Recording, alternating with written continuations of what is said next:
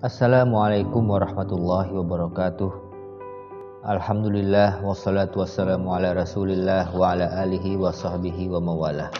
Amma ba'du. Sebuah kesyukuran, sebuah nikmat dan anugerah yang teramat besar, kita bisa berjumpa kembali, bersua kembali dengan bulan suci Ramadan. Sebuah bulan istimewa yang mana Allah Subhanahu wa taala memberi kekhususan dan keistimewaan yang tidak ada di bulan-bulan yang lain. Tentu saja keistimewaan pertama adalah Allah Subhanahu wa taala memberikan kewajiban kepada setiap umat muslim untuk berpuasa di bulan ini selama sebulan penuh. Setiap muslim diperintahkan untuk tidak makan dan minum serta melakukan kegiatan yang dilarang yang lainnya dari sejak terbit matahari hingga terbenam matahari. Keistimewaan yang juga diberikan oleh Allah dalam bulan Ramadan adalah bahwa setiap perbuatan, terutama perbuatan baik, diberikan ganjaran yang berlipat ganda. Satu kebaikan dibalas hingga beribu-ribu kebaikan. Salah seorang ulama dari Turki yang bernama Badi'ul Zaman Said Nursi, beliau mengumpamakan puasa seperti pasar ukhrawi atau pasar yang menyediakan kebaikan dan pahala-pahala untuk kepentingan akhirat. Di pasar ukhrawi ini, manusia, terutama orang muslim, wajib melakukan apa yang diperintahkan oleh Allah Subhanahu wa taala, yaitu puasa. Namun sebagai imbalannya Allah akan memberikan barang dan keistimewaan yang tidak didapatkan di tempat lain. Salah satu dari hikmah puasa adalah puasa berfungsi sebagai kunci syukur, yang mana saat puasa kita tidak bisa menikmati apa yang biasa kita nikmati, baik makan ataupun minum, yang merupakan pelajaran yang berharga bagi manusia, bagi umat muslim, bagaimana perasaan dan apa yang diderita oleh saudara-saudara kita yang kekurangan, tidak makan dan tidak minum. Orang yang berkecukupan tentu tidak merasakan bagaimana penderitaan menahan lapar selama seharian. Melalui puasa ini kita akan merasakan dan akan timbul rasa syukur bahwasanya nikmat Allah yang paling kecil sekalipun amat berharga bagi kita semua. Dan juga kita akan menyadari bahwasanya kenikmatan yang diberikan oleh Allah bagi kita, semua anugerah Allah berikan merupakan berasal darinya, sehingga kita semua tidak punya daya dan upaya kecuali atas pertolongan dan kekuatan dari Allah Subhanahu wa taala. Puasa juga merupakan sarana untuk membina jiwa manusia. Karena secara fitrah jiwa manusia cenderung ingin bebas dan merdeka tanpa ikatan. Manusia secara fitrahnya dia selalu ingin mendapatkan apa yang dia inginkan, yang mana keinginan itu tidak terbatas.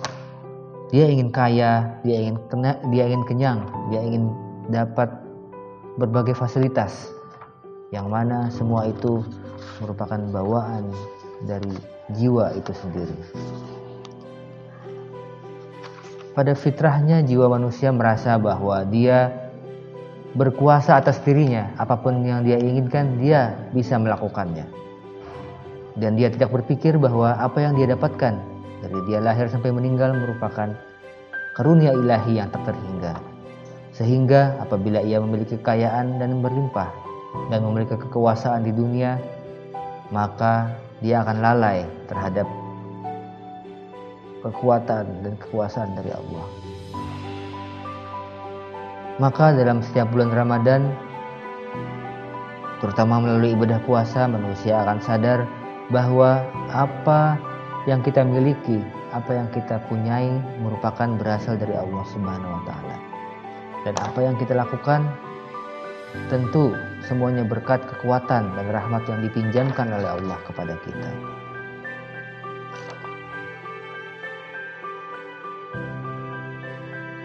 Manusia diciptakan dengan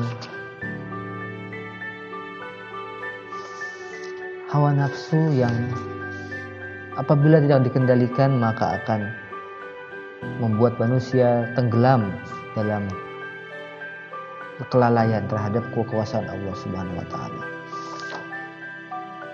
Puasa merupakan alat dan anugerah dari Allah untuk melatih manusia untuk mengendalikan hawa nafsu.